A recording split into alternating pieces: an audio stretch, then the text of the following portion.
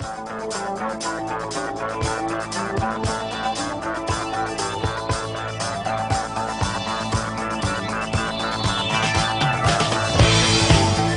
and welcome to the Why We See Movies podcast. I'm your host, Ron. Joining me, as always, we got Darren. Hello. And Paul. Yo. And Ivan. What's up? Today we're going to be reviewing Star Wars Episode 8, The Last Jedi. Later on, we'll do our Rant and Rave segment. But first, let's see what's going on inside the entertainment world with... News on the mark!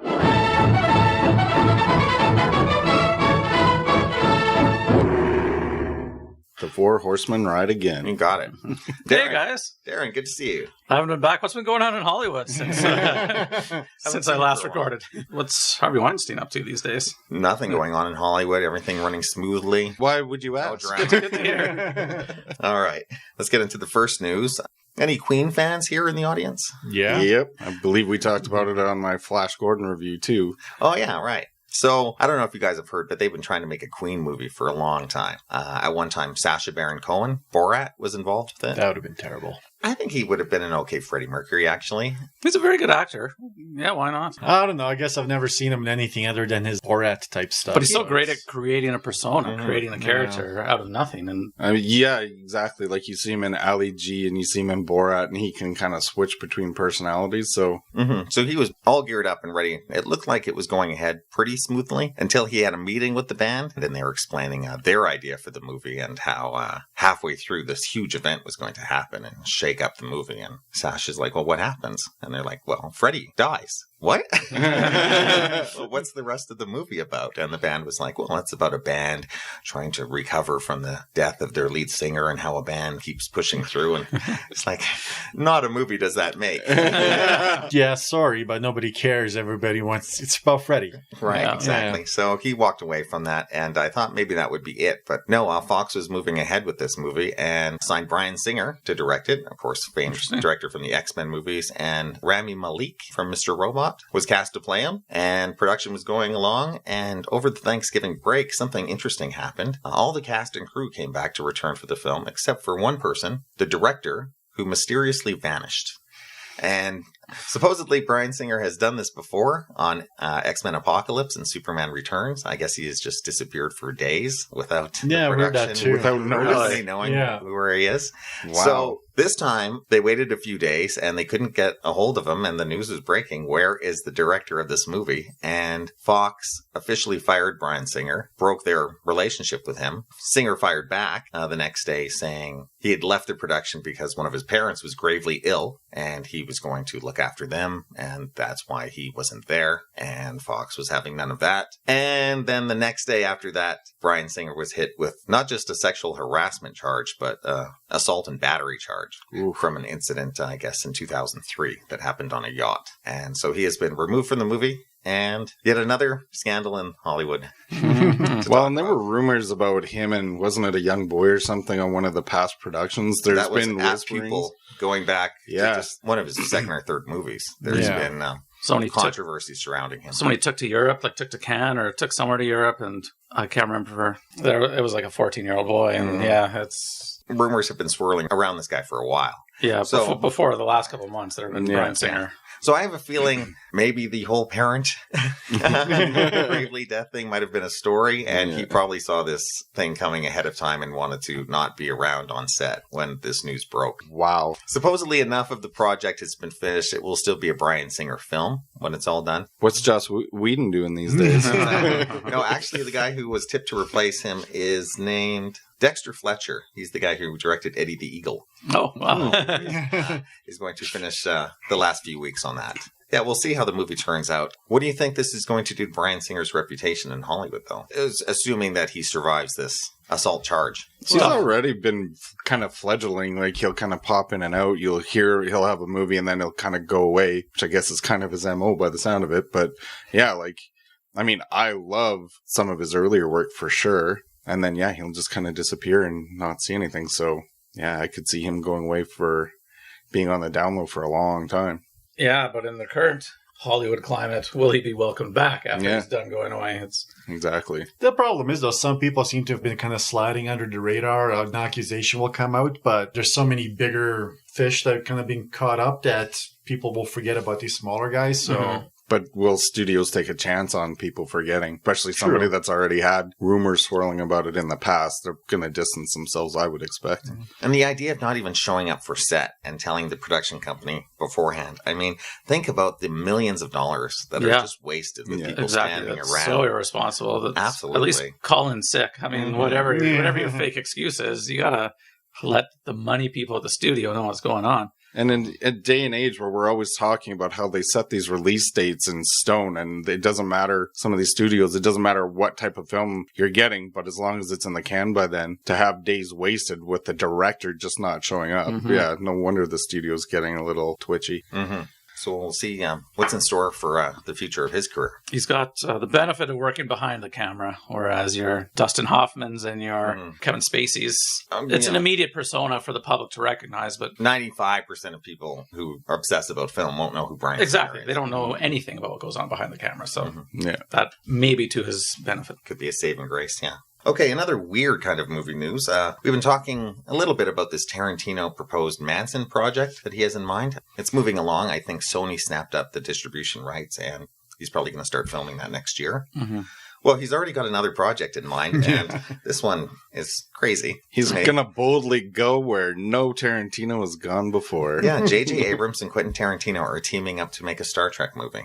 Tarantino is going to co-write it. They're looking for another screenwriter to collaborate with him. I don't know if he's going to direct or not. That would be very interesting. Part of the deal is it's going to be R-rated, and Paramount is all on board for this. They want to work with Tarantino, and they're looking to shake up the Star Trek universe a little bit. So is everybody in the end going to be in a room and they're all just going to kill each other until one person somehow survives? That's one scene from one of his movies.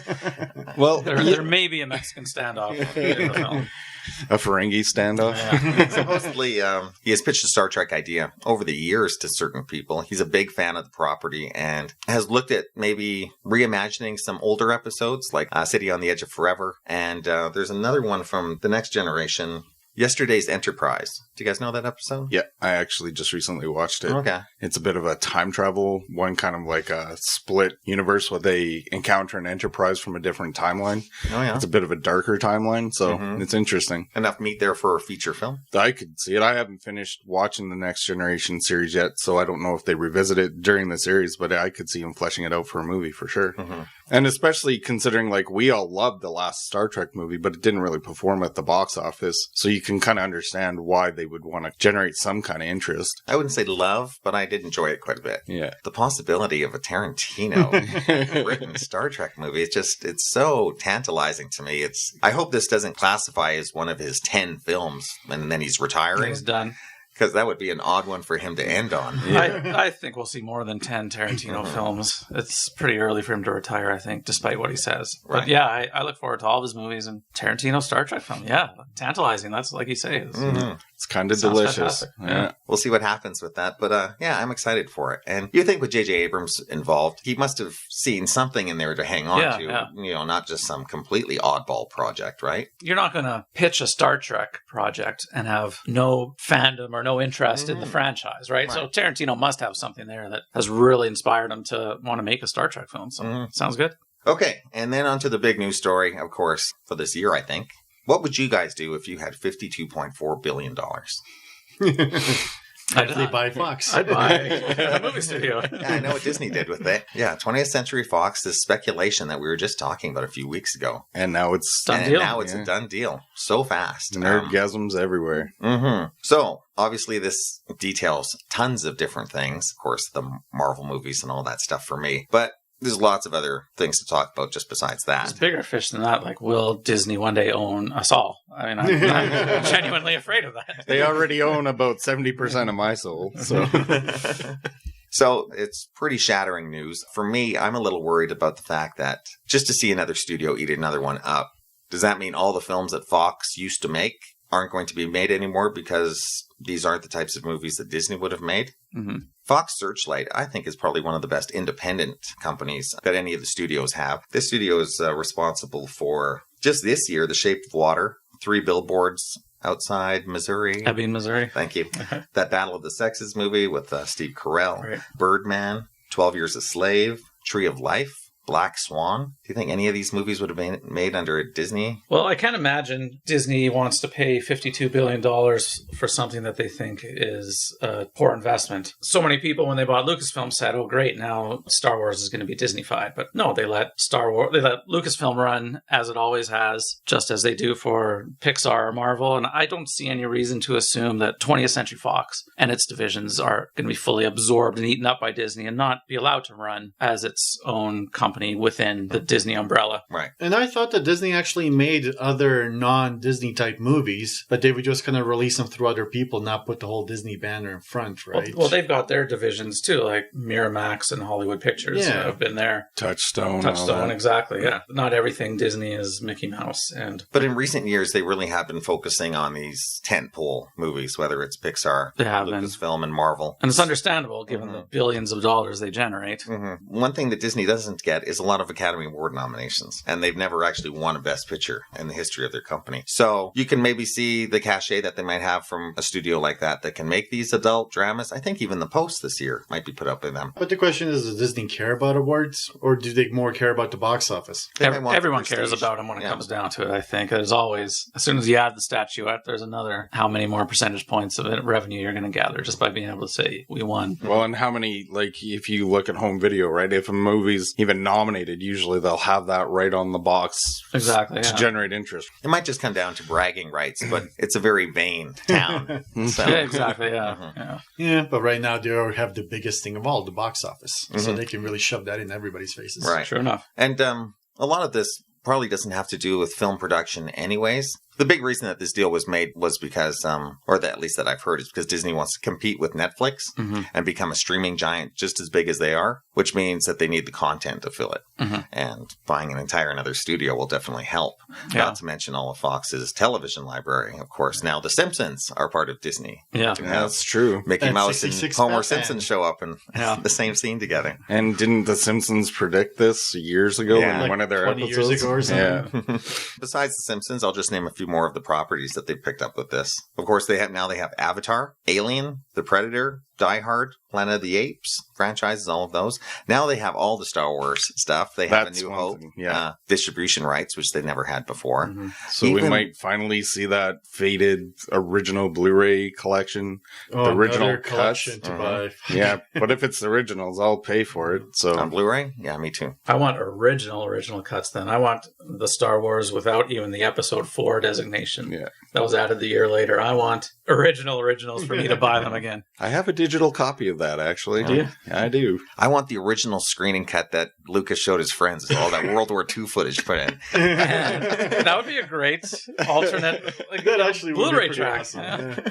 Well, and one thing about the Avatar thing that makes a lot more sense is that Disney was actually building an Avatar world in one of their parks. This obviously makes a lot more sense now that they own the property. And apparently the Avatar world, I heard, is really popular too. And people were worried that they're making these sequels so much later on, but the Avatar world is really popular. Never underestimate James Cameron. No. He has been underestimated so many times, and he just comes back and makes the biggest movie of all time.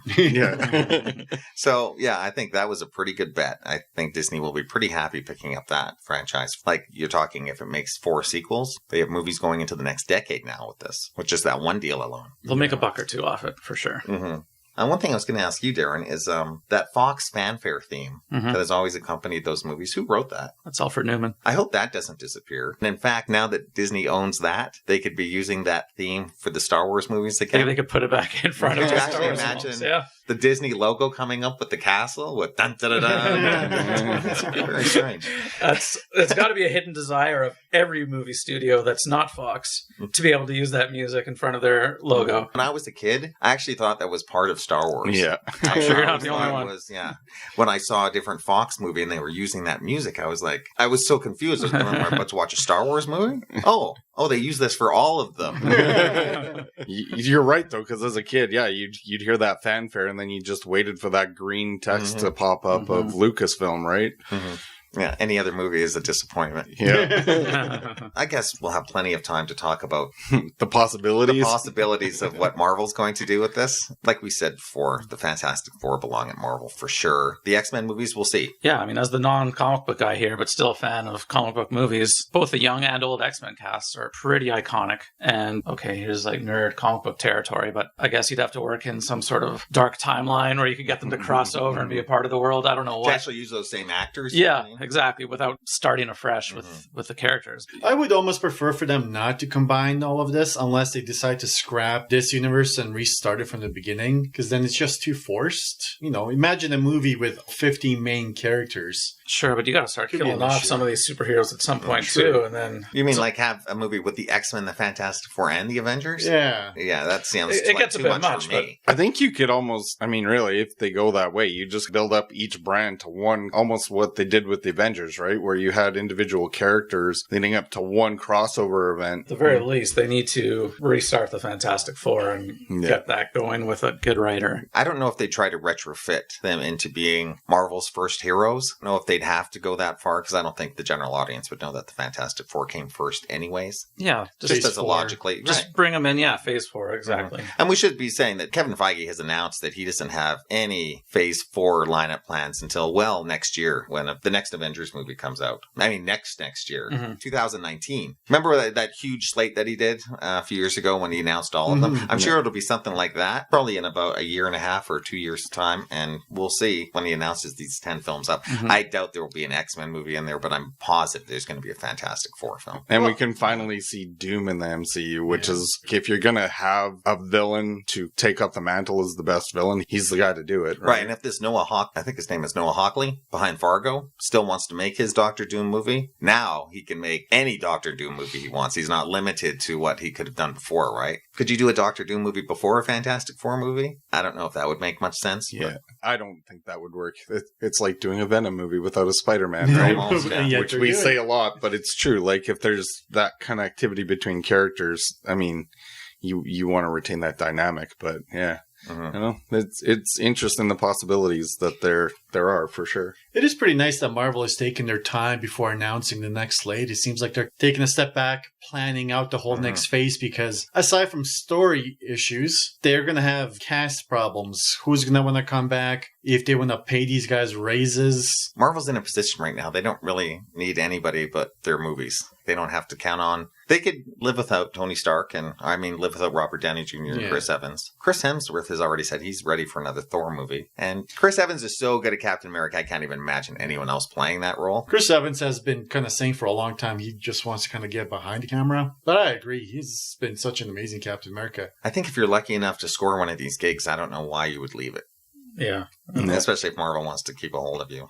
Yeah. Well, and how many TV actors do you see that they say, "Oh, I'm sick of being typecast as this person. I'm going to go off and do other projects," and then you never hear from them Unless again. you're George Clooney, you can't make that break from an iconic character too easily. So. Yeah, exactly. Because those guys were not making a whole lot of money from the start, right? The first few movies, no, right? Yeah. The only reason is they started making more money because Robert Downey Jr. said he wasn't going to come back unless these guys got raises. Right, but a lot of that too was Ike Perlmutter, who was very tight with the money, and now that he's been excised from the movie branch, I think Kevin Feige is much more generous with the talent and understands all of them contributed to what Marvel is.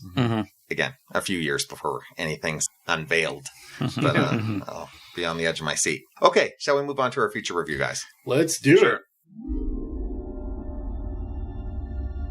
When I found you, I saw raw, untamed power. And beyond that, something truly special.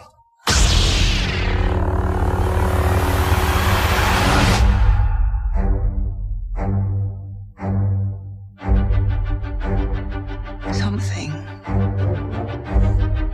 inside me has always been there. But now it's awake. And I need help.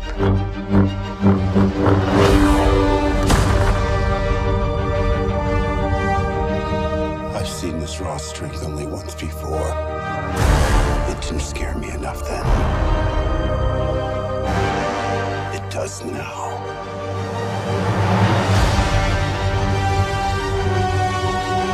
Let the past die. Kill it. If you have to. That's the only way to become what you were meant to be.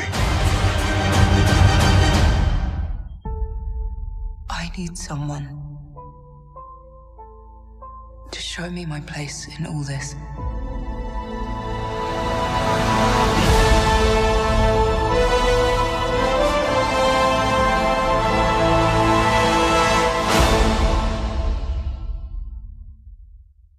Star Wars The Last Jedi was written and directed by Rian Johnson. Stars Mark Hamill, Daisy Ridley, Adam Driver, Oscar Isaac, John Boyega, and Carrie Fisher. I'll give you the IMDb listing. Rey develops her newly discovered abilities under the tutelage of Luke Skywalker. Meanwhile, the Resistance prepares to do battle with the First Order. Okay, let's begin our first thoughts. Darren, you haven't let us off in a while. Are you going to start out by asking me if I'm a Star Wars fan? Do I like these movies up until now? Or? No, yeah, this is the second Star Wars movie we've reviewed on the podcast. We were all fans of Force Awakens and Rogue One, some more than others. So, yeah, you could give your thoughts on what you thought about those films as well. All right. Well, yeah, let's just start with the new movies, I guess. Yeah, I really liked The Force Awakens. It was a great way to kick off the new Star Wars cinematic universe, as it were, and great feelings of nostalgia with that one. I really liked the ideas for Rogue One. The movie itself was pretty successful. As you guys know, I'm less hot on it than you guys are, as the two leads are my least favorite leads in the Star Wars universe. Still a highly enjoyable film. The Last Jedi, I quite liked, without saying too much to start with. Probably the first 2/3 of the film, I was kind of saying, okay, where's this going? What's happening? And then that second act, man, does it end with a bang. And what a fucking amazing final act this movie has. It's a pretty great film. Okay, Paul. I enjoyed Force Awakens. Like Darren said, you know, you had your nods to the previous films and thought it honored that fairly well. Rogue One, every time I watch that movie, it creeps up more and more in my rankings. I would say if it's not number 2 for all my Star Wars movies now, it's pretty damn close. Like, I just love the themes in it. I love the tone in it. I could watch that movie many times in a year. So obviously it doesn't work for everybody, but So you're saying you love Rogue One? I do love Rogue One. Took a while coming, but he finally said it. Yeah. And I will not say that I loved The Last Jedi. I actually had quite a few major problems with this movie. The problems I had with it didn't have to do with any of the character developments or anything. There were just certain things that happened in the movie that I just didn't think were necessary or just didn't land with me. I was entertained and I did like it, but just didn't work for me on a lot of levels. Okay. Ivan. Interesting. So for me, I enjoyed The Force Awakens, but I think it was definitely on the lower end for me. I had a lot of issues with that movie. I love Rogue One. Actually, might even be my favorite Star Wars movie. I thought the storyline was done well and all the characters were great. There wasn't really as much cheese factor as some of these other movies. And then after watching The Last Jedi, there were issues with it that I had, but I really liked it. I liked it more than I liked The Force Awakens, that's for sure. Okay. I really liked it. There are parts of it I love, and certain characters in it, you know, I wish the movie was more about them, but there is vast stretches of this movie that kind of bored me, and twists and turns that were taken with the plot. I've heard a lot of people saying, oh, this movie is breaking new ground by taking new directions and stuff. Just because you move in a different direction than you're thinking doesn't mean it's the right one. And I thought some of the humor seemed a little bit off. It seemed filled with more side jokes than a lot of Star Wars movies I've had before. It's a Star Wars movie, and there's so much to like. And you know, I had a really fun time watching it, and I can't wait to watch it again. But I didn't enjoy it as much as Force Awakens or Rogue One. I might have even liked one of the prequels more than this one. It's funny, because, I was telling Ivan on the way over here, this lands just above the prequels for me. Yeah. Okay. I would definitely say I liked at least 2 of the prequels more than this film. Is that right? Yeah. Oh. And in many ways where people were saying Force Awakens had many shades of A New Hope, I thought this movie had just as many shades of the previous Star Wars films as well. Oh, absolutely. Oh, I agree. Yeah, so all of the stuff about it being kind of a brand new Star Wars movie, I'm a little baffled by. Breaking new ground? No way, because it really does. I thought, okay, they've established their trilogy and they've got the fans back. Time to start, as they say, breaking new ground, but it didn't really. It really felt like that original trilogy again. Yeah, this one to me felt like a mix between The Empire Strikes Back And Battlestar Galactica. Well, I know which episode of Battlestar you're talking about. For sure. It's a very spoiler-heavy film, so we'll try to talk about the plot as much as we can without getting into that for a little bit. Let's talk about the things that I liked first. Daisy Ridley, fantastic. I really love Ray and her character of Ray. And Mark Hamill is fantastic in this. He's very, very good. I think he's really great in this. And their relationship, to me, is the strongest thing in the movie. And not enough of it, in my opinion. It really helps get you through the first 2 acts of the film because, and this doesn't give away too much, but much of that first act is a long, slow chase, which is kind of boring. And it was pretty nice when it was broken up by even the unnecessary side plot of Finn and what he was up to. But the Daisy Ridley, Mark Hamill side story was so good that it really helped carry the first 2/3 of the film. There was moments in this that rank up there with my favorite Star Wars moments. And then there's just some stuff that just doesn't even feel like it belongs in a Star Wars movie for me. And definitely the acting and that chemistry with all the characters really pulls you through. And yeah, I felt like Finn was a wasted character in this. Like, I don't even think his little side plot was even necessary. Didn't really amount to much other than a diversion from the boring non-battle that was going on. Yeah, like you could We're remove talking about that. a pretty big stretch of time, aren't we? Yeah. It feels like about a half an hour of the film. Yeah. All the stuff that was going on there just didn't feel like a Star Wars movie to me. Didn't feel necessary. It felt different, but you know what? I really like Star Wars' take on Monte Carlo.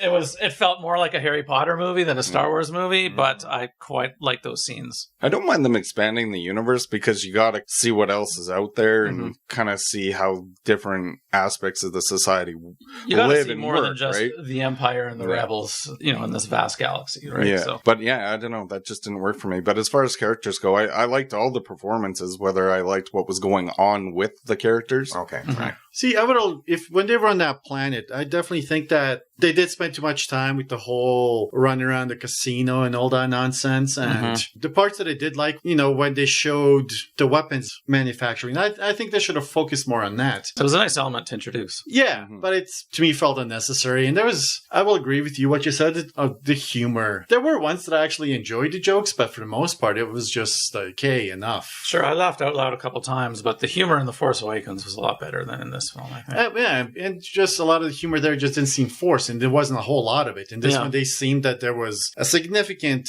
amount more of jokes. Yeah, and the Luke shoulder brush. I mean, some of the stuff just seems like too modern Earth jokey to exist in the Star Wars universe for my taste. I didn't mind the shoulder brush. I will say that is one thing that I do appreciate is that each set of trilogies definitely has its own identity. They've definitely embraced the humor a lot more, and the theater I was in was laughing at everything, whether I was or not. Really? I didn't appreciate the humor quite as much. I thought it was a little too in your face. There were some lines that I thought worked well. Yeah. But as I always say, it's the character humor that works for me, not the, hey, look, I'm walking and stuff spurting everywhere. I don't know. It doesn't land for me, but they're gearing this towards the next generation of Star Wars fans too, right? Yeah. And the kids and the younger people, they're going to appreciate that humor more than I will. So there's elements in this movie that I love and are for me. And there's also elements in this movie that are just not aimed at me and they don't land. We watched the original trilogy as kids. The humor in that isn't jokey. We weren't demanding more laughs as kids. That's the last thing we wanted. As a 10-year-old, I wanted my Star Wars movies dark. Yeah, More lightsaber battles, less jokes. Yeah. There's easily too many, I don't know, focus groups or whatever. I don't know how they determine what elements you all need in these movies, but... Yeah, I wouldn't doubt that they're saying, you haven't had a laugh in 3.5 minutes. Yeah, You got to plug something in here. The humor in the original trilogy with C-3PO and R2-D2, for instance, all comes out of their banter and their character relationship, and there's never a punchline. Right. I don't know, since then it's just punchline. And that's why that humor works, is because it's timeless, because it's based on character, it's based on behavior. It's not, that joke every time you're going to watch this movie, you know where it's going, and it'll only be funny the first 2 times you see it. The thing is, with the amount of Star Wars we're going to be getting, there's going to be tone shifts in everything. Like, I mean, with the Han Solo movie, they had to rein that in from being an outright comedy. And going forward, I'm not opposed to a funny Star Wars movie, but it's got to be the right funny Star Wars movie. And you also have to take in consideration the global audience too. Yeah. They want laughs that will appeal to all nationalities and all regions and stuff. It's not just so catered to a North American market anymore. For sure. It's got to play in Latin America and China and Japan and Europe. And fart jokes play everywhere, I guess. Yeah, exactly. Right. And it's the cast. The cast is so good that they carry you through it no matter how much you roll your eyes at the jokes. Anything else about Luke and Rey? It nicely expands a lot of the Force lore in the Star Wars galaxy too. There's some ideas explored there that haven't been explored in any of the movies before that were pretty cool. Yeah, we do really, I don't know if they totally explained it in Force Awakens, that this is actually one of the original Jedi temples, I guess, where all the sacred texts have been hidden. Have they always been here, or are they? He said that they were there for like 1,000 generations or something. Yeah. Those creatures that do nothing. The caretakers, right? They're happy to live their lives doing that. Yeah. Right. I really liked their relationship. I kind of wanted more. I wanted there to be more training. Luke kind of passing on knowledge, passing on, telling her his mistakes. It didn't quite seem as rich as the Luke and Yoda training sequence, that's for sure. Yeah, and half the time she's chasing around trying to get him to acknowledge her or something, and then when they do get into it, there was just not enough. Mm-hmm. More would have been good, but yeah, it's definitely not Rey's movie the way The Force Awakens was Rey's movie. No. I liked the fact that they explored Rey's development at the same time that they were dealing with Luke's past and kind of the relationship that he had with the light and dark side, because Luke has always been a character that was always on the cusp of going to the light or the dark side. Like in some of the subsequent comics and whatever, he's very nearly turns to the dark side. So I like them dealing with that and him coming to terms with that and how certain elements of that play out with other characters too. And how he's afraid of the dark side, whereas Rey is not. She's not as intimidated by it. She's willing to explore it and see, not necessarily embrace it, so to speak, at the beginning, but she's not afraid to even look into exactly what it is, right? If she can learn from it, she will. Whereas Luke's seen what the dark side does, and so he is afraid of it. Maybe she is the one that brings balance to the Force, and that truly means somebody that embraces both sides. Yeah. Should we talk about character of Kylo Ren? In Force Awakens, I wasn't sold on his character. I don't even know if Adam Driver totally knew what he was doing with that character quite yet. But in this movie, I really think it's a much more defined performance by him, and he's really quite good in it. I like him a lot more as, I guess, the antagonist of the piece. And him and Rey's relationship really works too. Those three, Rey's relationship with both Luke and Kylo, are the strongest elements of the film. When I think about the movie, that's all I think about. All the other stuff just fades away to me. It seems like there's a lot of lost opportunity to explore certain things that may have been set up in past movies, or like the interesting tidbits of the story that seem to be almost literally tossed aside. But yeah, I agree that dynamic really works, and he comes across a lot less as a petulant, raging teenager. Like you can understand his angst and anger and him trying to control it or not control it. Yeah, he comes into his own for sure a lot better than he did in The Force Awakens, both the character and the performance.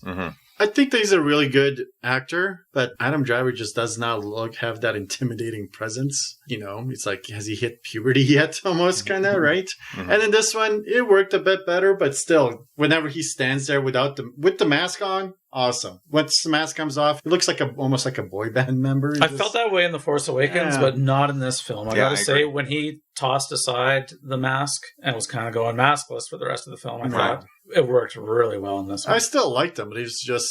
Yeah, are we supposed to think he's kind of given up his Vader ambitions at that point? He wants to become himself? Yeah, precisely, yeah. And I think he is such a strong character in this film. And he doesn't want to be the next Darth Vader. He wants to be the next Kylo Ren. Yeah. God damn it. Exactly. And I really wanted them to explore that whole thing about Darth Vader in this one. Are people not aware that Darth Vader came back to the light side? I doubt it. I can't imagine there's a lot of newspaper reports about it. And there's kind of 3 people present for it, and only one of them is still alive. True, but Rey, wasn't she mentioning something about that when she was talking to Luke? It did come up a little bit, yeah. Yeah, so she knew. She could probably see it through the Force, though. No, maybe. Well, if there's one big flaw in this new trilogy, it's lack of history. We ended episode 6 with the destruction of the Empire, the victory of the Rebellion, and we assumed the restoration of the Republic. Episode 7 begins, and we're back to where we started. So what the fuck happened in the interim? It's never. I'm sure there's books about it in the Star Wars universe, but for cinema goers, it's never explained, and I'd like an explanation. I agree. I completely agree with you. I'd want to know more. And the rebellion is, what are they called in this one? The Resistance. The Resistance. they're more ragtag than the rebellion was. Oh, God, I mean, how did the Republic degenerate to 30 guys that are just fighting this monstrous military machine? Right, you would think at the height of the Empire, when they were running the galaxy, they were able to create a Death Star. And yet the First Order has built this giant planet killer. Yeah. Even bigger than the Death Star. Yeah, there's no explanation to how the First Order got to where they are. No. Yeah. Maybe that's what the Rian Johnson's trilogy will be about. Maybe. We've danced around the plot long enough. Let's get into some spoilers and talk about the movie a little bit more. Spoilers! Spoilers! Okay, we've talked about a few of the things that we've liked. Let's talk about what we didn't. First off, for me, let's get back to your Battlestar Galactica episode. It was an interesting idea, the light speed chase and having just enough gas in the tank to make one more jump. But to extend that to pretty much your entire film. Yeah. The pacing on it just doesn't work because it takes away all the stakes. It was a good hour and a half of just that slow. It just makes the First Order look pathetic that they can't firing constantly on this ship with shields with just enough. It's a pretty simple explanation too. It's like, well, our ships are the heavier and slower. We can't quite catch up enough. You think they could call another ship to jump to light speed ahead of it if they're having troubles catching it? Call in some reinforcements. Launch all their TIE fighters. Like, don't you have extra fuel? You could put in that little turbo boost for a minute. Their reasoning for that was that the TIE fighters, they couldn't cover them. Yeah. So you can have that for a little while, and then the whole, I think it's Canto Bight sequence, that's the name of the planet. Once they take that diversion there, it takes away all the stakes from the chase scene, because a chase scene should be this fluid, nonstop thing that's happening. And then you can't just have a subplot for a half an hour where it kind of slows down the movie and goes to another place and throw in some laughs and then say, oh, we got to get back to this chase sequence that's still going on. The thing is, there was no stakes to the chase, because it all boiled down to 18 hours or however long it would take them to run out of fuel, and then the stakes would come into play. But they didn't cut to that. It was just, you take Wages of Fear, which is a long, slow chase, but there's stakes at every stage of the game, whereas this, without the stakes, that long, slow chase was boring. Yeah, it's just watching one ship get blasted after another. And not just that, it was also the fact that when they did go to that planet, it was just so humor-filled. Almost everything that they were doing was just joke after joke. It's almost like they want you to forget the fact that these guys are running for their lives by just giving you a bunch of jokes that if the characters aren't taking it as seriously as they should, then why should the audience? Yeah, exactly. There was a lot to like there. Like I said, I liked their idea of Monte Carlo, but it was silly and it was fun and I like it too. But don't you think it belongs in another movie? Yeah, it does. And once again, there's simple plot elements. Like all they would have to do is park their ship in the parking lot instead of on the beach, and they would have saved themselves so many headaches. Simple logical steps like that. I guess it's easier to write them that they parked on the beach in the screenplay. But it almost seems like they did that to just draw the whole sequence out. Oh, for sure. That whole plot line, when you come down to it, was unnecessary because by the time they get back to the Death Star, it's all moot anyway. So. Yeah, that was the least interesting part of that movie. I was, like you, Ron, I was bored. If you took this sequence and ignored the fact that Finn was in it, you could put any character from any other fantasy movie in this. There's no way to say that that is a Star Wars scene at all. And that really took me out of it. The characters, like the actors, did what they could with it, but it was just not interesting. I liked that it fleshed out the world and it introduced us to Benicio del Toro. I did like that character. It worked. He was interesting, but did nothing. Up to a point, yeah. I'm wondering if he doesn't come back into play in the third one, so it just serves as an introduction. But just looking at it from what we've been given, it was interesting but unnecessary, and this whole sideline didn't impact the plot at all. And the payoff with that character doesn't really seem to make sense to me, how contrived it is. Yeah. And I think that's a lost opportunity too. I didn't think of this. I saw a friend of mine commented on this and they said, instead of the Benicio del Toro, make it Lando Calrissian or somebody, like, at least build towards a character and at least you've got some kind of attachment, or it's at least a more interesting idea. And then they introduced another new character, Rose, which to me was like kind of useless. It's almost like it's a good character, but we don't need another character. Yeah, exactly. It was just too much going on, right? It could have been replaced with Poe and Finn. Yeah, I think of the possibilities there: a Poe and Finn infiltration into trying to find the code breaker. Yeah, and hopefully it wouldn't have been as jokey. Yeah, yes, I want to see that. Not the part that confused me. Remember how they did the whole hacking to shut down the whole way they can track them? So they catch Finn and Rose. But BB-8 was still left behind. You're telling me BB-8 couldn't have just gone shut that fucking thing off? That to me made no sense. Like BB-8, a lot about that plot made no sense. I mean, there's the whole reason how they were able to track them through light speed in the first place. I didn't really follow. I didn't understand. I kept waiting for there to be somebody on board that was feeding them the coordinates, or there was something that they were able to totally track. thought there was a spy, and Laura Dern was my first guess for the spy, and and they kind of missed a few opportunities there. Yeah, I wasn't quite sure if I missed something or if they were throwing out useless red herrings, but I'm positive that they mentioned a few times on the First Order side that we have an ace in the hole. Yeah, we've got a mouse on his string or whatever the... No, he kept saying that we have the resistance on a string. I think that they're referring to the fact that they can track them if they jump to light speed. Yeah. So, and I think the problem is with us that this movie was made with it's far simpler than we thought it was. What they did flesh out didn't work, and certain things that they really could have and should have fleshed out. Like, I would have liked a little more history about Snoke. I mean, exactly. How does he rise to power? Exactly. How does he turn the galaxy over to now being the military might? And just one more element that's not ever explained.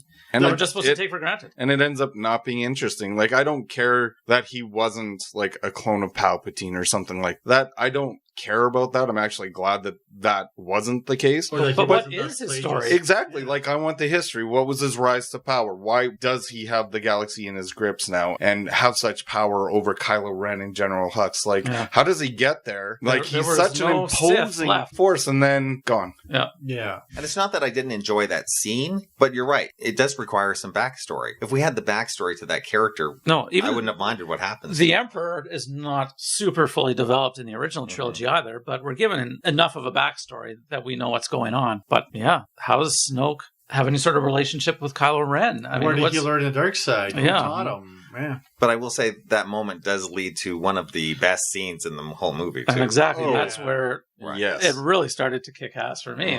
What a fight scene. Fantastic scene. Finally seeing the Crimson Guard do something. Exactly. As soon as I saw them, I was like, you can't show them in another movie and not have them do anything again. They got to do something other than just look cool. Right.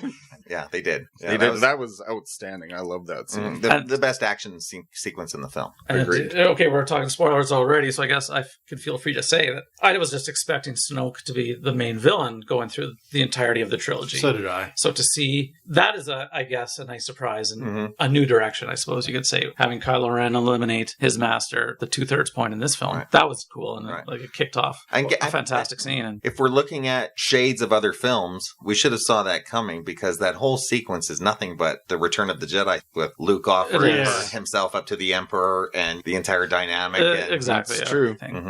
Let's talk about some of the major deaths in the film. Okay, let's start with one more inconsequential, but still quite surprising to me. It was Captain Phasma. That's a character that's really done nothing over two films. She's the new Boba Fett. Yeah. To me, it really seemed like she only survived the first movie because everybody was like, oh my God, she's so cool looking and all that. And then they killed her off here because they were like, well, we have really nothing for you. If you're going to design a different kind of stormtrooper and put her in the trailer and have her look different, give her something to do. Yeah. I agree. It just seemed like she was only brought back so Finn can take her out and she can have slightly better death than Boba Fett, because they both fucking fell in a hole. Okay. So besides Snoke and Captain Phasma, I guess the biggest death, of course, in the film would be that of, and if we want to call it that, of Luke Skywalker. That was surprising to me. I was enjoying Mark Hamill so much in this film. I was all geared up for another movie with Luke in it. For sure. Yet it makes sense in the film, and I didn't have a problem with it. I thought it was a fitting end to the character. Finally at peace. Yeah. I actually figured that was going to happen just because of what they did with Han Solo in the first one. I'm like, okay, they're really trying to separate themselves from the original trilogy, but still honor it. So I kind of saw that. And even if you can call it a fight sequence between he and Kylo, I knew he was a Force ghost, or at least a Force projection, because I was confused how he had his lightsaber back after it blew up in Rey and Kylo Ren's hand. And I was also confused why Kylo Ren wouldn't have questioned that, since that lightsaber blew up in his hand. But I guess he's so driven by rage at that point, and I think he was thinking clearly. And he's been hiding out for 30 years. He could have been building lightsabers and lightsaber day that whole time. Fair enough. But I thought the resolution to the character was good, and it was fairly poetic, and he That has was that. very nice, yeah. And there's nothing saying he can't come back as a Force Ghost. Exactly. Right. And He'll be back. train Just Rey. not Yeah. like we thought he necessarily would for the next one. And the thing that threw me off, I definitely expected Kylo Ren to have killed Leia in that ship sequence. We were all thinking that at some point during the movie. Yeah. It's like, Yeah. are they dealing with Princess Leia? And I not thought that being that there was going to anymore? be the case, right? Yeah. That just solidifies him being more to the dark side. And I was definitely thrown off in the end how she's still around,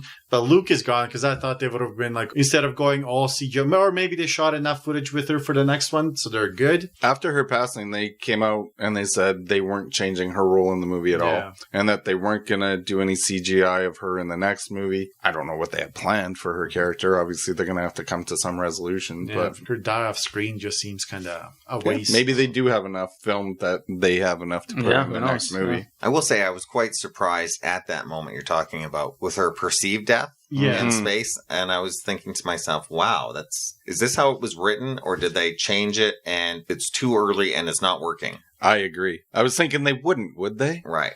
And I thought, wow, this seems pretty cheap way to do this to this character. Oh my God. And then when it turned around, I was like, okay, I was thankful. Yeah, and even though she didn't take the Jedi path, it's nice to see the Skywalker blood running through her veins for sure. Yeah. Mhm. Yeah, to use the Force to survive. Do the astro glide back to the ship.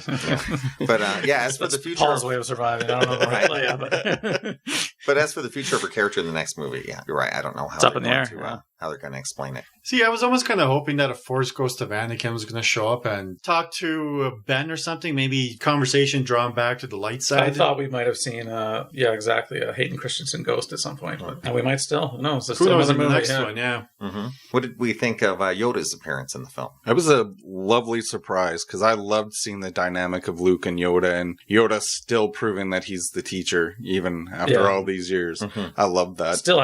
Luke still had stuff to learn from him, which was fun to watch. And the way he acted versus in the prequels.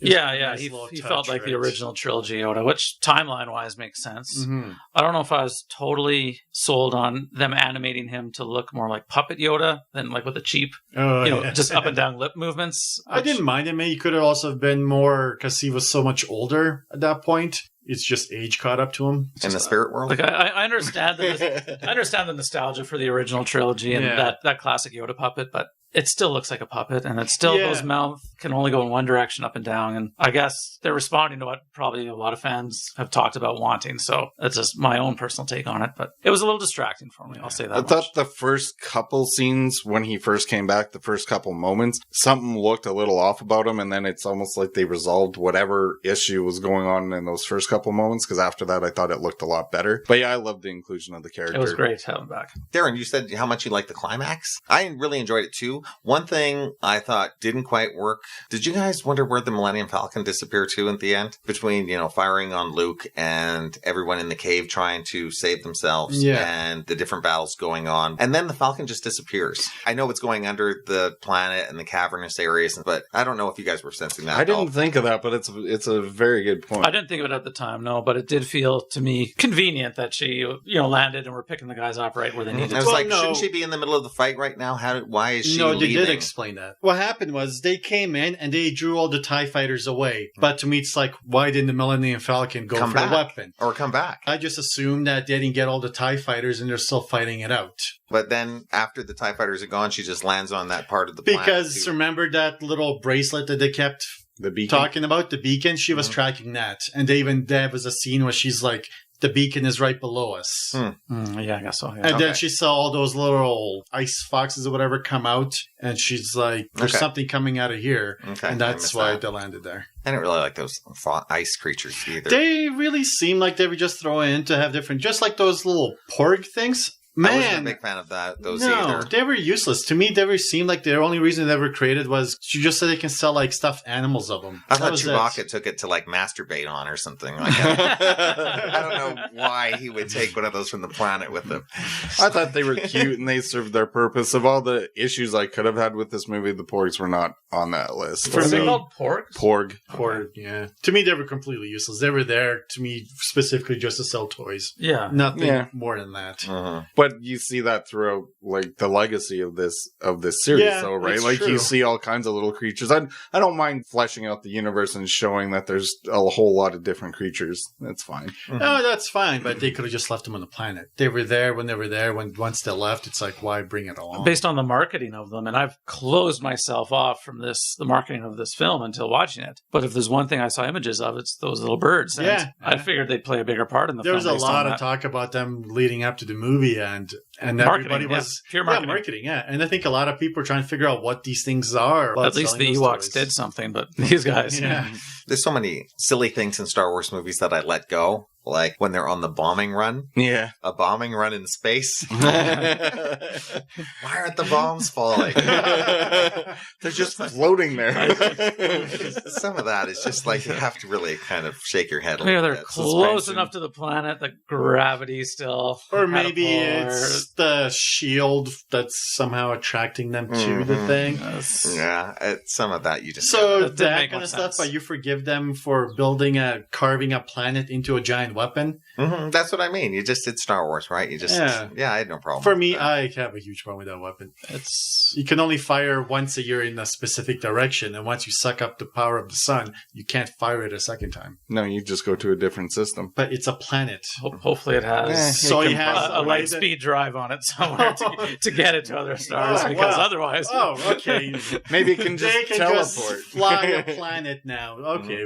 well, Yeah. the But they Death can- Star got from place to place, But you're right. so it had to every have time it fires its gun, it would knock itself out of its alignment slightly. Yeah. So And to me, the whole, the planet orbits around the sun. So now they basically just took that planet out of our orbit, then nothing will be able to exist on that planet. there's Whatever. there's also no sound in space.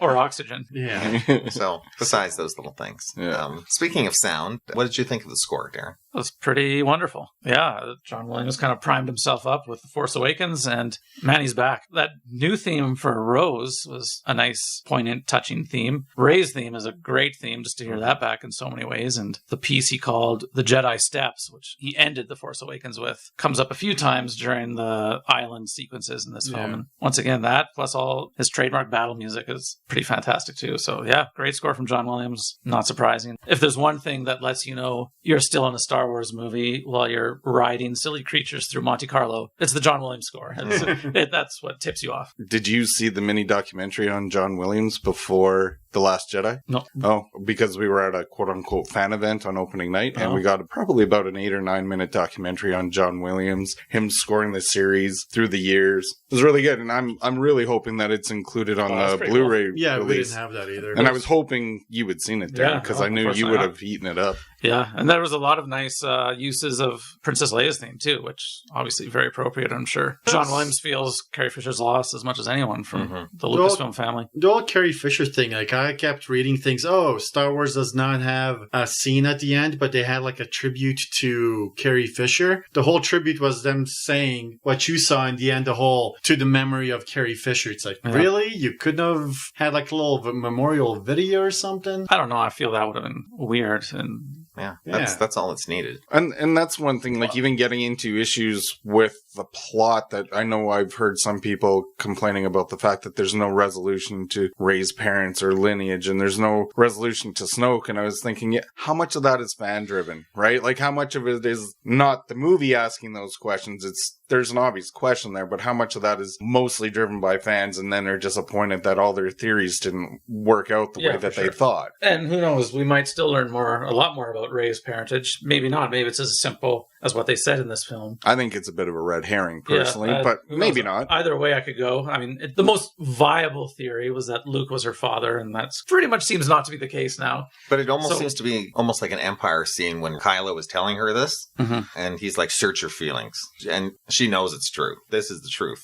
And I'm kind of happy with that. I kind of like the idea that they've blown this whole... And that's one more way in which I guess they've done something different. And we don't need parentage surprises in every Star Wars trilogy. It's one of the underlying themes that I think that they're venturing into new ground with this, especially with that last scene with that little boy, is the fact that there's many people out there that are strong with the Force and might not know it. And you don't have to be a Skywalker or related to other people. And it just has to be nurtured. Right. Well, it was the whole thing that Snoke said. It's almost like the whole balancing that we keep talking about. They can never get rid of the dark side of the Force because the balance is having the Jedi and the Sith. Just getting back to Rey, I mean, maybe it's her grandparents that were Force sensitive and her parents really were just, inconsequential junkers that really had no bearing on what was happening. They might have taken a lot of antibiotics and killed the midi-chlorians. Right? That could have been what happened. No, but I agree. I was happy that, to me, it seemed almost too obvious that she'd be a Skywalker, so I was happy that they didn't go that route. Yeah, thematically, it makes more sense. I definitely like that. Why she's so powerful, I don't know. Mm-hmm. She's more than just strong with the Force. She might be the strongest with the Force. Like Luke might have been the greatest Jedi ever, but he wasn't flicking light switches on across the room when he was 5 years old. So it's a mystery as to why she's. But it's also could have been simply explained because there was Snoke and Kylo Ren, and they were so strong with the dark side. The Force is trying to equalize the balance by making her that much more powerful, right? There's that nice line that Snoke gives Kylo about how you were vanquished by a girl who never held a lightsaber. Yeah, good point. Yeah. But even then, in the end, it's just seeing Kylo Ren and Hux controlling and everything. I was kind of thinking, wow, these guys are going to fail miserably. And also, if Hux hated Kylo Ren, why didn't Hux order everybody to shoot on Kylo Ren and just get rid of him? Wasn't Kylo Ren with Hux? He left, remember, to face Luke. Oh, I see. Down there. You want the plot to go in different directions. People would have been walking out of the theater if that happened. I thought it was interesting, the kind of tone of that face-off between Kylo Ren and Luke, how it had almost like a spaghetti western feel to it, very much like that showdown. I thought that was an interesting dynamic. Yeah, I did like that one moment with Hux, though, when he's seriously thinking about killing Ren when he's down. And then once Ren starts waking up, he's like... If he had another 10 seconds or so, right? He would have done it. Who knows what Hux is going to do in the next movie? He might turn out to be the one. I keep on wanting to say Imperial because it sounds so much easier than First Order leaders not to underestimate. Darth Vader kept dropping all these guys, anytime they pissed him off. But who knows? This guy in the third movie might have his own plans, and we'll see. Yeah, true enough. The funny thing about this trilogy, like with J.J. Abrams starting it and Rian Johnson obviously going in different directions than I'm sure J.J. would have if he continued with this one. And now J.J. having to do this third movie and maybe get back on track to where he started or continue with what Ryan did. I don't know where he's in an odd position right now as a filmmaker. Have to combine the two ideas, right? Continue on by doing his way. Yeah, I mean, he was a producer on this film, right? Yeah. And I'm sure story-wise, it had to conform to a certain degree to Lucasfilm's overall. You'll think they have some sort of, at least some blueprint as to what the trilogy is. They're certainly not winging it. I'm sure they knew what was going to happen through the major plot points in this film, and I'm sure they already know. He just didn't come up with the idea of killing Luke. No, exactly. Like maybe elements of the slow chase and so on, or we can thank Rian Johnson for that, but I'm sure that the major story points are Kathleen Kennedy and J.J. Abrams worked out. And that slow chase didn't really bother me as much as did you, but I did like Poe and Laura Dern's character, that little kind of battle of which plan they're going to go with so these people can survive. I think one thing the movie was fairly successful at least for me, was keeping the tension and at least certain elements, keeping you guessing, like with whether Rey was going to turn or not. I was 90% sure she wasn't going to turn to the dark side, but there was that seed of doubt. And even with the Luke and Kylo Ren / Ben Solo storyline, how you see it from different perspectives and kind of fleshing out what really happened, I thought that was handled really well. That was a good story point for sure, too. I agree, because Luke explains what he went through, what he was thinking at the time. But for Kylo, all he does is kind of look up and sees Luke standing over him with the lightsaber. Mm-hmm. So he thinks, oh man, he came to kill me in cold blood. Whereas Luke, I wanted to do it, but it was the wrong thing to do, so he was going to put it away. But Ben just woke up in that time, right? Mm-hmm. I agree. That was a good point. So any other thoughts on the next movie? Just wait and see what they do. Going to do the same thing as I did with this one and maybe watch the first teaser and that's it, and just keep shut off and experience. I'm not going to spend the next 2 years in my head trying to formulate what. No, if you pre-direct the movie in your head, you're just setting yourself up for disappointment. So. Especially because this one went in completely different ways everybody thought, right? Exactly. Like you, Darren, and like you, Ron, I'm going to go into the next movie with knowing as little as I can. And this movie is a lesson in don't think you have an idea where they may take it. Because, like you said, Darren, odds are I will be wrong. Yeah. Okay, why don't we just give our final thoughts on the film and wrap this baby up. I'll start with Star Wars, so I enjoyed it. It's not my favorite Star Wars movie. It's not my least favorite Star Wars movie. So I'll be watching this many times in my life. I enjoyed it. I don't think this movie's going to make my top 10 of the year, though, but I recommend it. Yeah, I mean, I like it a lot. There's a lot to like here. I don't love it. It's got some great stuff in it. It's got a lot of weaknesses. Star Wars fans are going to really enjoy it. Yeah, it's probably sitting in my top 10 right now, but by the time I see movies like The Shape of Water and Three Billboards, I'm sure this will be far out of my top 10. Yeah, and it seems strange for me, too. Like, last year, Rogue One would have likely been my favorite movie of the year. And I'm such a Star Wars fan to even think that this wouldn't be one of my top movies, not even considered the fact that Blade Runner and Baby Driver were much stronger films, much more enjoyable. And I was entertained by The Last Jedi. I just had some issues that maybe they get cleared up on subsequent watchings. They don't bother me as much. And I look forward to watching it again. Amazing moments and other moments that kind of tarnish it a little bit. So enjoyable, just not spectacular. I really liked it. Like I said before, I liked it better than Force Awakens. I think that what hurts this movie is the fact that they had so many characters. I think that that's what definitely hurt it, is just because they had to keep doing this to drag it out. But I really liked it, and I'm looking forward to watching it again. I was still a big fan. I think I'll like it more in a second time. Movies that are different than what you expect usually work out that way. And I There's really a lot loved to digest on this one. Yeah. Yeah, only one more Christmas to wait for Han Solo, and then one more for Episode 9, and then we'll see where they go after that. Looks like the Obi-Wan Kenobi movie is going to be their 2020 entry. I look forward to that. Yeah, Stephen Daldry directing with Ewan McGregor, close to negotiating a deal, I hear. Oh, Nice. wow. Yeah. Okay, let's move on to our rant and rave section. Once again, Darren, you haven't been here for a while. Why don't you start us off? All right. Couple movies I'd like to talk about today, and it is a documentary called Becoming Bond. It's all about George Lazenby and his road to being one of the most famous movie characters of all time. And I have to say, this was a very entertaining documentary. I was really only familiar with the Eon Productions propaganda up until this point, where they didn't have a lot of nice to say about George Lazenby. Of course, a lot of that was, now I know, sour grapes. They really wanted this guy to sign for 6 or 7 films. By the end of shooting on Her Majesty's Secret Service, he decided, no, this is not the life I want to do, and turned it down. It's a pretty good documentary. It's mostly filmed recreations of events with various actors. Jeff Garlin is George Lazenby? I wish. Wow. He's Harry Saltzman. Okay. And Jane Seymour plays George Lazenby's agent at one point. So a nice Bond connection there anyways. Yeah, so he literally was just a nobody in Australia, a mechanic who just played his cards right throughout his life and got a couple of amazing lucky breaks, and then all of a sudden he's Bond, that simply. And then they didn't have a single signature on paper, no contract signed. They were almost finished shooting on Her Majesty's Secret Service. And Harry Saltzman had a briefcase with $1 million cash in it, signing bonus, off the books, tax-free. And George Lazenby turned it down and said, this is not the life I want. And it's just fascinating to watch his life starting as a nobody in Australia and getting to that point. Yeah, I mean, he was one of hundreds who auditioned for it. And he had a lucky break as a male model at that point, and managed to get luckier by becoming Bond. But some of the period footage that they do use in the film shows him doing interviews on Her Majesty's Secret Service, and he's already sporting a huge beard, and he's looking scruffy and not clean cut, because that's exactly not what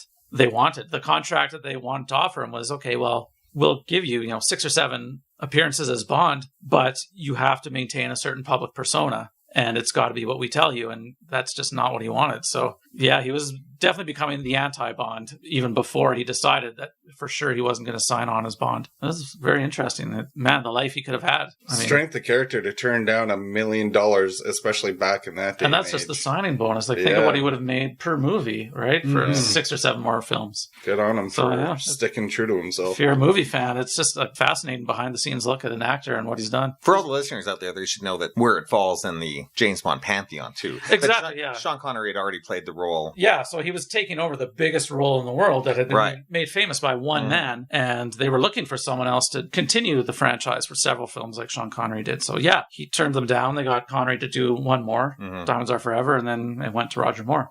From a movie fan perspective, that's a very fun documentary, very interesting. So what happened to George Lazenby after that? He just led his low-key life, and the main regret in his life was letting go the love of his life. At one point, he messed around a little too much and lost his wife, and he regrets that far more than turning down Bond. Is he still around? Yeah, he participates in this documentary. He's old. He's in his 80s. He narrates the whole thing and talks about it. I'm sure he'll be the only one in the franchise to only ever play the role once. Yeah, and it's considered one of the 5 best Bond films. For many people, it's their favorite. It's a good one. It's in my top 5. Yeah, it is now. When it first came out, it was not very well received. No, I think it got a lot of really good reviews. From what I remember, it wasn't as popular, but it could have been because everybody wanted Connery. But I do, from of what course, I remember, you weren't born at the time. No, it's just because I love the Bond movies, I would always read up on them. And then from what I remember is that this one, as the years went on, people giving it its credit where credit was due. Well, in the immediate aftermath of the film, of course, Eon Productions was really trashing George Lazenby. Yeah. And so it had that negative cachet to it. But the reviews at the time that it came out were very favorable. So that was Becoming Bond. Becoming Bond. Okay.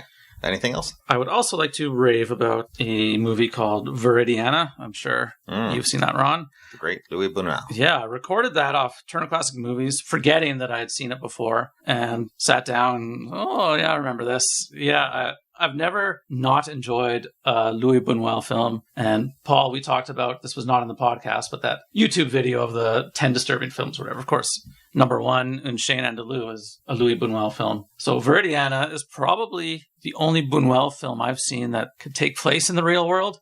Nothing that's not real takes place in the movie. There's nothing, no characters switch personas or anything like that. However, it's so strange and almost surreal in what happens. So the name of the film, Viridiana, is the name of the lead character, played by Sylvia Pinal. Fernando Rey is also in the film. So she is a novice, soon to become nun. She gets notice from Fernando Rey, her uncle, her only living relative. He wants to see her before she devotes herself to the convent. She reluctantly goes to visit him. He makes several passes at her, almost sexually assaults her, decides not to, tells her he did, so she thinks she was assaulted. I'm not sure what this movie is trying to say. It's got a lot of interesting insight about human nature into it. The most fascinating element of the film is when she inherits/takes over Fernando Rey's estate, and Jesus-like brings in a bunch of infirm, cripples, poor to come live on the estate. We'll all kind of work. Everyone will have something to do, something to feel proud of.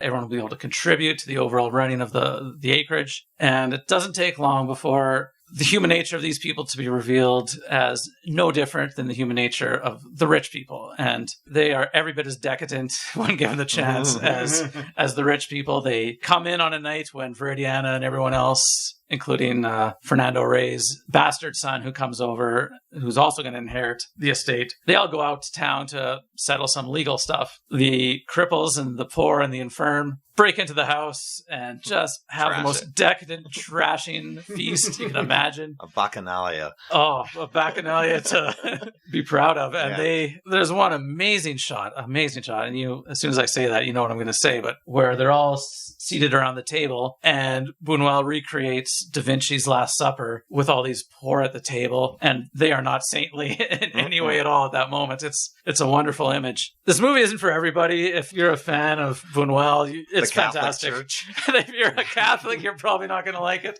It doesn't have a lot of nice things to say about religion in general. This movie was banned in Spain for decades. Yeah, I don't doubt it. But man, is it a wonderful film. And like I say, I'm not totally sure what Buñuel is trying to say with it, but he's got a lot of insight in human nature in this film. And there's, some attacks on religion that's... He might be the most sacrilegious filmmaker of all time. Yeah. And the character of Viridiana stays pure herself until the end of the movie. So she is Jesus-like in many ways. It's almost like he's saying Jesus was wrong. I don't know. It's hard to say what he was saying with the film, but it's a fascinating film nonetheless, and a big rave. I liked it a lot. Yeah, all of his films are pretty great and have such a unique sense of humor and take on the world. And for as surreal as he sees things, he also sees things very very matter-of-factly. That's it. Yeah, his for films sure. are a perfect combination of reality and fantasy. Yeah, and there's some good laughs in this film. I mean, it's shot in Mexico, it's in Spanish, and still a lot of the interesting, funny stuff was able to come through in the subtitles. And yeah, it's from the 60s, it's in black and white, it's in Spanish. I know I've just turned off 99% of our viewers right there, but it's a very good film. I recommend any Buñuel film I've seen. Excellent choice. Paul, what do you got? I have a few things. All raves to a certain extent. I'll start out with a really quick, reminiscent viewing of Star Wars The Holiday Special. Where'd you see that? I've got a bootleg DVD that my sister bought me for Christmas many years ago. I haven't actually watched this in 10 years. I've seen it once before. Every now and again, you need the reminder of just how awful this is. There is a reason this was only ever aired once. I don't know if you guys have seen it. Buried after that. Well, they included enough clips from it on the Star Wars Blu-ray box set that all the animated stuff with Boba Fett is there. And there's a few other clips that are fun. And I've seen some stuff on YouTube, but no, I've never seen the whole thing. It's a test of endurance, I will say that. While watching all the movies getting ready for The Last Jedi, my wife had never seen it. And I thought, well, you have to experience this at least once. And it's a product of its times. It's trying to be a 1970s variety show. It's got some decent talent in there. Why they're singing songs in the Star Wars universe is a different story. It's interesting to watch for all the wrong reasons, but yeah, if you haven't seen it, it's worth enduring once. So it's fun, but not something that you're going to want to watch a lot.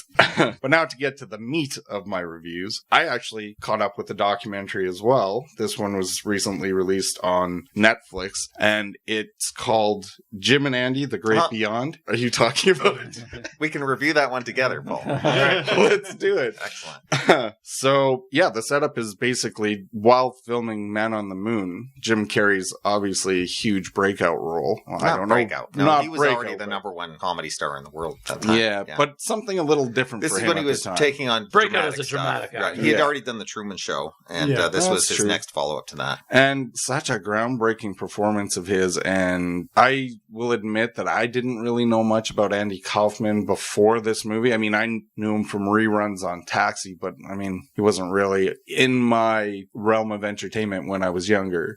And such a fascinating performance by Jim Carrey. And then this is all behind the scenes footage that he filmed on set and deals with him getting... Not that he filmed. Not that he filmed, but... filming him, Yeah, and how he just got utterly lost in the character of Andy Kaufman. And I found it very fascinating, and just the lengths that he went to stay in character and pull off the performance of a lifetime. I remember the stories at the time, the news stories coming out of Hollywood, is how in character he was. And just... You have no idea. No, you really don't. Like, it's insane. You see the footage, and it's crazy. I loved it. I thought it was very fascinating. And if you're a fan of Jim Carrey or this movie, give this a watch. I loved it. Or just the process of acting. Yeah. I've heard a lot about actors going into the method before and staying in character, but I've never seen it documented like this, and it's something to see. He so becomes Andy and Tony Clifton that he creates so much turmoil on the set that Milos Forman directed it, and after a few weeks of dealing with Andy only, or Tony only, he had to call up Jim Carrey at night and say, I'm not quite sure if I know how to do this. I've never, ever dealt with an actor like this before. And Jim Carrey says, well, it's a good point. I guess we could fire Andy and Tony from the movie because I do a pretty good impersonation of both of them. It's pretty good. Or we could just keep them on the film. And to say that to a director like him, he's just like, and he's like, no. Okay, I think we continue with them. We see what we Poor Milos. Right. There's times in the documentary where he just looks totally defeated and exhausted dealing with the situation. Yeah, especially Tony Clifton. Because, Darren, are you a fan of Tony Clifton? I am a Tony Clifton worshiper. He is probably the greatest, I don't know what to call him, creative creation in the history of the world. I wish Tony Clifton was real. Yeah, and in many ways he is. Darren is dressed as him for Halloween. I've been Tony Clifton for Halloween more than one occasion. I Yeah, I really love. Mm-hmm. Just what a great idea Tony Clifton is. Who would think to create just some abrasive, obnoxious, lounge singer to piss off the audience? And that's it. That's your entertainment for the evening. Yeah. That is brilliant. Mm-hmm. Leave it to Andy and Bob Zamunda. Yeah. I don't want to just hijack. No, go right ahead. I am more than happy to have this as a group discussion. Okay. Because the other moments that were fascinating were just Andy's relationship.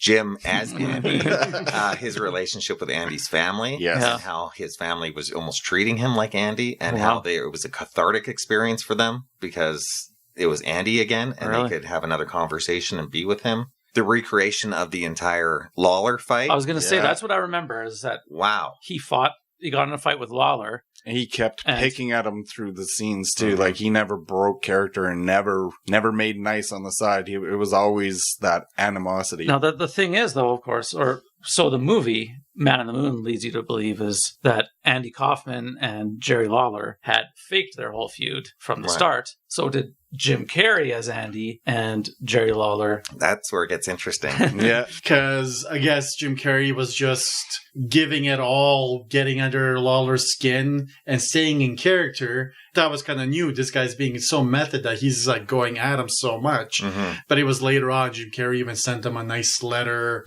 apologizing for everything that happened and all that. So. Yeah, that whole relationship is really interesting. Yeah, and Lawler does speak to that. He speaks to the camera saying, this is not how it was. This is not how it played out in real life. Like, we were friends off camera or whatever, and this is a whole other level. And yeah, I don't want to say too much because a lot of this documentary just needs to be experienced. It was a totally entertaining and worthwhile trip, and I loved it. Me too. I totally recommend it. Yeah. I'm glad you guys talked about it. I'm adding it to my list for sure. Mm-hmm. Yeah, it's on my list of things to watch. Cool. Okay, Paul.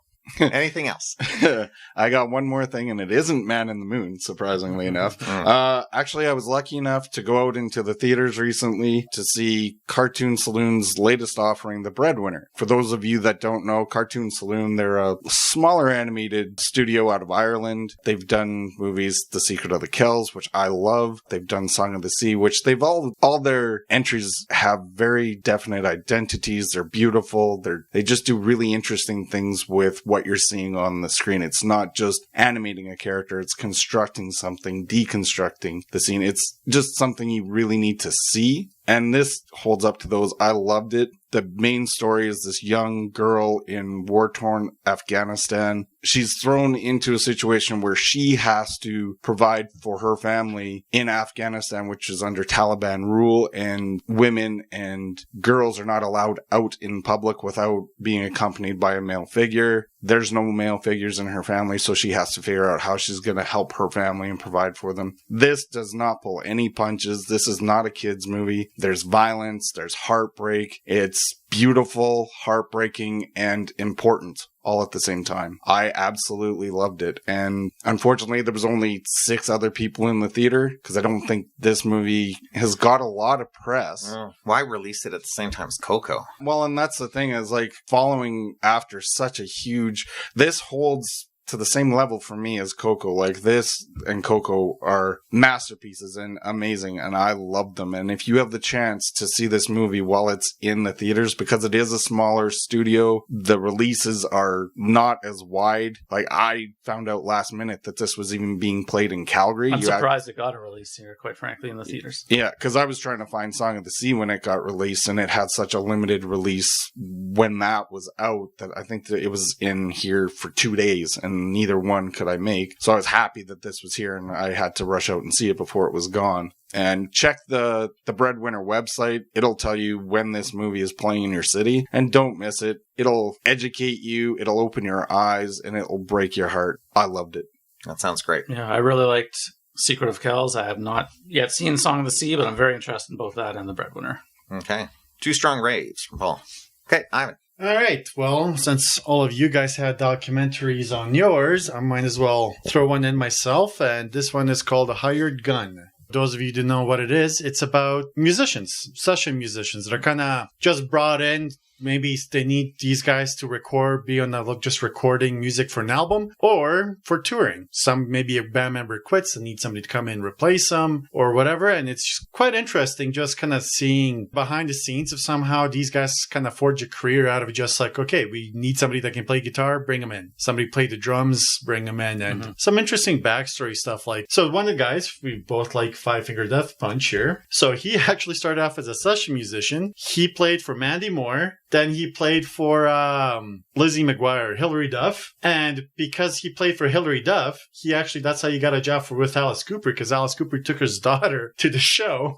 So he saw this guy. Oh, I like this guy. So when he needed a musician, he became for Alice Cooper. And then through there, he became one of the main guys for Five Finger Death Punch. Interesting to see that transition, because for these guys, it's like they don't care. It's a job. And it's amazing how Hilary Duff was paying the best. Because she had such a successful career and tour that she put all the musicians in retainers. So they were constantly making money, even when they weren't playing music. And he was like, that was amazing for somebody in my line of work, because it's usually, you get paid just for a per performance type deal. Man, if you like Filter, you're not going to like them after this one, because the lead singer of Filter, he kind of was playing with 9 Inch Nails. And Trent Reznor was not treating guys in the band very well. He told them, man, if you don't want to get paid, you got to make your own music, put it out. So this guy went, sure. So that's when he created Filter, put out an album, hired his musicians to go touring, and he treats them like garbage. He's like, I'm not paying you to stay in the hotel when we're touring. Bus is good enough for you. He was paying these guys like $500 a month to tour, and all these guys are like, this is not enough. He's like, I don't care. So he came from session musicianhood. Yeah. Knows what it's like to be treated like that. Yeah. And he's like when these guys do like fan meets and greets to do autographs, they get nothing of that. All goes to him, and he keeps it all. He's just like, your job is here to just play music. You either do it or you don't. And it's like, wow. Whereas you have guys like Alice Cooper, he shared the drummer with Kiss, and it's like when Alice Cooper was touring, Kiss wasn't. So the guy was able to just kind of go back and forth, and Alice Cooper's like, oh, you got an opportunity to play with these guys? Give her. Supported these guys, right? So it's interesting. And I kind of wish they had more big names on here to maybe some of these guys that started off as session musicians that became bigger, but it was kind of mainly centered on a small group of guys instead of a wide variety, but still quite interesting kind of seeing that. So the guy who left Hilary Duff to go work with Alice Cooper, why would he leave such a good gig? Was it because the prestige of Alice Cooper? Or? No, he got basically an email saying that her management company is taking her career in a different direction, because she's Disney manufactured. So it was a very interesting one, especially if you're a music lover. It's kind of nice kind of having that little thing. Really good. Okay. My next one is going to be The Punisher. And as far as I know, none of you guys have seen this? I have not. I've seen the first episode. That's it. Did you like the first episode? No. Really? Yeah. Wow. I like this show. I mean, especially coming from Iron Fist and the Defenders. It's better than those two, I'll say. Yeah, like this one would have had to been complete crap to be worse than those. I didn't mind the first episode. I was definitely hoping they weren't going to rehash the whole his family throughout the season, but they did. They kind of expanded from Daredevil season 2. I definitely wanted to see more of like Punisher, still Punisher. He decides, here's a crime family, works his way up, but this was definitely more on his family, why they were murdered, conspiracy. There was a lot of flashbacks to the war in Afghanistan and the things that he did there as part of a special forces unit. That was quite interesting. The only character they brought in from the previous shows was Karen Page. And that, to me, felt that she was kind of forced in here. She didn't really need to be there. And there you had some subplots with like other soldiers having shell shock, which to me was like, okay, this is in here because you're stretching things out. Like as much as it's another 13 episodes. Yeah, and as much as I like the show and the Punisher's thing with Micro, they brought in Microchip in this one. It was good. Their dynamic was good, but it was also inconsistent. Some of the things that they would say, but overall, I liked it. He had some really good action. John Bernthal was awesome. He definitely did a great job as a Punisher. I definitely hope in the next season, because it's already been renewed, they get away from the whole family thing, him taking revenge and just him being the Punisher. I don't know. I've liked it enough that I definitely want to see more. And I definitely think it's a step up from a few of the other shows. But it definitely could have benefited from a shorter season, just so they can kind of get rid of some of these side plots they seem to be putting in that don't serve purpose. When are they going to learn with that? I just don't get it. That both Ron and Paul have not watched it yet, I think is very telling about the overall state of the Netflix Marvel shows. Yep. Yeah, I definitely don't have the excitement I used to. I think my enthusiasm is definitely tapped out. No, I probably would be a little more enthusiastic and eager to watch it if it was 8 or 10 episodes. But hearing that it's 13, most of these stories don't warrant that length. So when you think about how much they put into like a Game of Thrones in 10 hours, and then what these shows do in 13, it's just such a slog. Oh, yeah, because they put in so much filler. And I think that what really hurts the Punisher is the fact that we had Iron Fist and the Defenders, and it definitely has been a sliding scale down since Daredevil.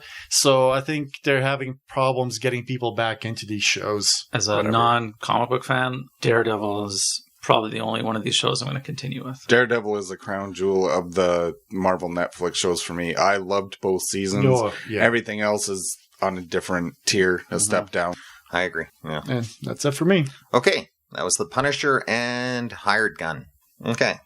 Since Paul stole one of my rent and raves, I just have one. It's okay. It's a box set. It's one I finished a little while ago. It's a Criterion set, teaming up the collaboration of David Lean and Noel Coward.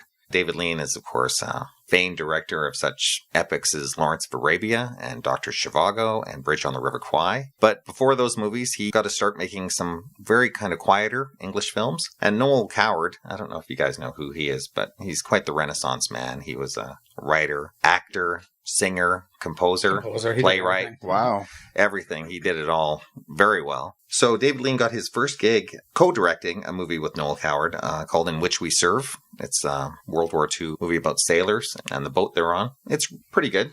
I'd like to throw in a lot of the World War II movies that were coming out of Hollywood during World War II, movies like Wake Island and so on.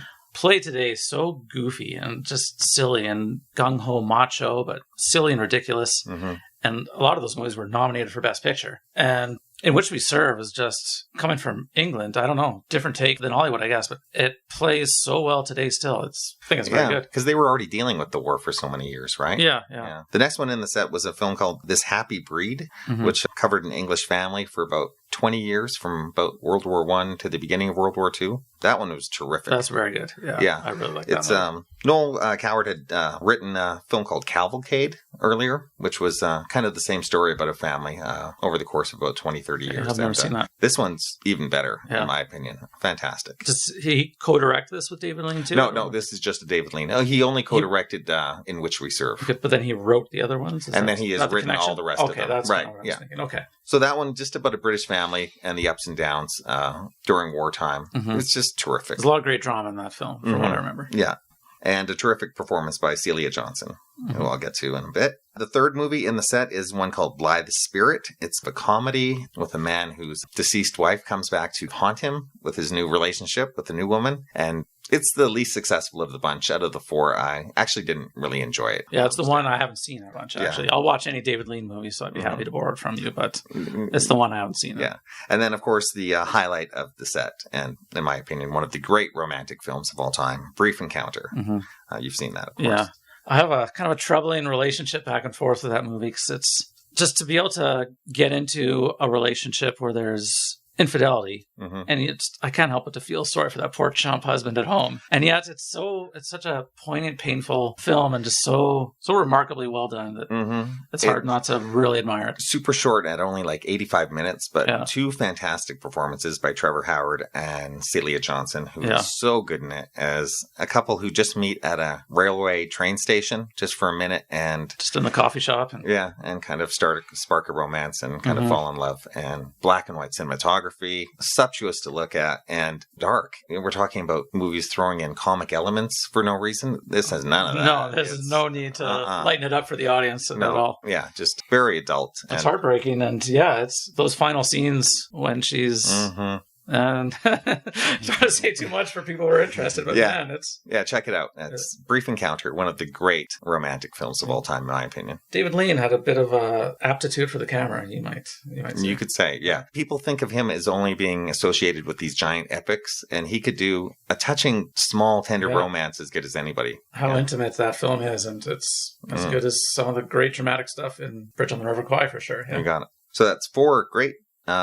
3.5 terrific British films from the 1940s. Sounds like another good set from Criterion. Yeah, Noel Coward and David Lean, the Criterion box set. Little pricey, but well worth it. And of course, Jim and Andy, The Great Beyond. Fantastic documentary on Netflix if we didn't mention it. Definitely check that one out. I loved it. Me too. Okay, let's wrap it up for another week. Next time we'll be back to discuss our year in review, where we talk about our favorite films of the year, some of the big news, and what we're looking forward to next year. Until then, please subscribe and give us a rating on our Apple Podcasts. You can also like and follow us on Facebook, Twitter, and Instagram. And if interested, you can always comment and search for our past reviews on our website at whywecmovies@libsyn.com. Thank you for listening, and take care out there. See you guys later. Houdini! Later. May the force be with you. Always. And also with you.